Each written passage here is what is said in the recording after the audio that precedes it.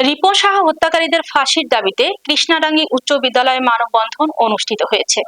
বিস্তারিত থাকছে এস.এম. শাহানের প্রতিবেদনে। রাজবাড়ী কলিং ফিলিং স্টেশন থেকে গাড়িতে তেল নেয়। তেলের টাকা চাইতে গেলে রিপন সাহাকে গাড়ি চাপা দিয়ে হত্যা করে আবুল কাশেম সুজন। আবুল হাশেম সুজন। এর প্রতিবাদে এবং হত্যাকারীদের ফাঁসির দাবিতে মানববন্ধন অনুষ্ঠিত হয়। সোমবার কৃষ্ণাডাঙ্গি উচ্চ বিদ্যালয় প্রাঙ্গণে বিদ্যালয়ের সাবেক ও বর্তমান শিক্ষার্থীদের ব্যানারে এই মানববন্ধনের আয়োজন করা হয়।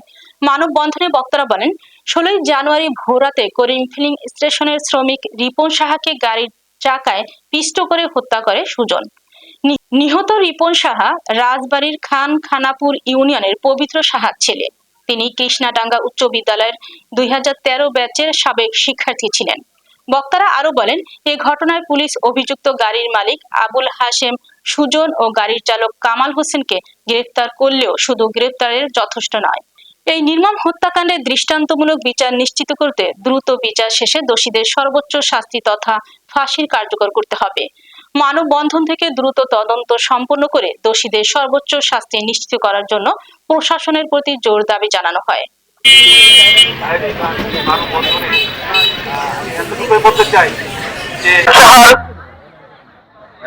আমাদের সাথে রয়েছে তার সর্বোচ্চ শাস্তির দাবি করে আমাদের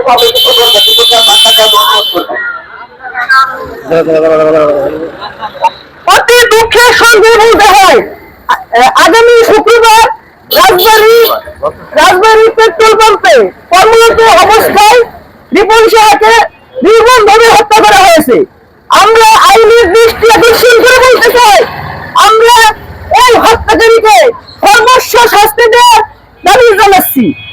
এর সঙ্গে আরো বলছি, আমরা যদি এই হত্যাকারী সর্বোচ্চ শাস্তি নিশ্চিত করতে না পারি, তাহলে আগামী বাংলাদেশে অনেক বাবা তার সন্তান হারা হবে, অনেক বোন তার ভাই হারা হবে এবং অনেক মায়ের মুখ খালি হবে। বর্তমান উপদেষ্টা